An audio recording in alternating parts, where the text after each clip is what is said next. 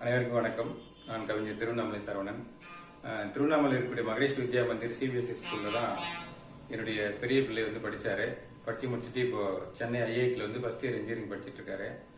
என்னுடைய இரண்டாவது பிள்ளை இப்போ +2 அதே பள்ளியில் படிச்சிட்டு இருக்காரு. இந்த பள்ளி பாத்தீங்கன்னா 30 வருஷத்துக்கு மேல திருவண்ணாமலை இயங்கிக் கொண்டே இருக்கிறது.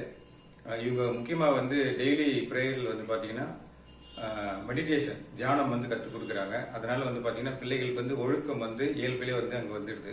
ஸோ ஒழுக்கம் ஒரு பிள்ளைகள் வந்துட்டா மற்ற கல்வி தானா வந்துருந்து என்னுடைய கருத்து. அந்த அடிப்படையில் பள்ளி சிபிஎஸ்இ பள்ளி, அதே மாதிரி திருவண்ணாமலை இருக்கக்கூடிய மற்ற பள்ளிகளை கம்பேர் பண்ணும்போது அதாவது ஃபீஸ்லயே ரொம்ப கம்மியான ஃபீஸ் தான் வாங்குறாங்க.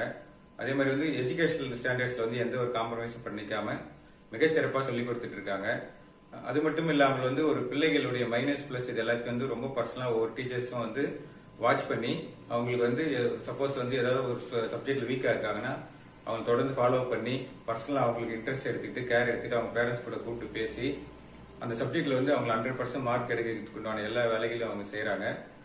அது மட்டும் இல்லாமல் பாத்தீங்கன்னா அந்த பிள்ளைகளுக்கு அந்த எக்ஸ்ட்ரா கரிக்குலர் ஆக்டிவிட்டி சொல்லக்கூடிய மற்ற விஷயங்கள் அவங்களுக்கு இன்ட்ரெஸ்ட் இதுன்னா கிரிக்கெட்டு, செஸ், கேரம் இது மாதிரி மற்ற விஷயங்கள்ல அவங்களுக்கு இன்ட்ரெஸ்ட்னா அதையும் ஊக்கப்படுத்தி அதுக்கும் அவங்களுக்கு ட்ரைனிங் கொடுத்து அவங்கள பல காம்படிஷன்ல கலந்து கொள்ள வச்சு பிரைஸ் வாங்க வச்சு அந்த பசங்களை ஊக்கப்படுத்துறாங்க. மிகச்சிறப்பான ஒரு பள்ளி என்பது என்னுடைய கருத்து. நன்றி, வணக்கம்.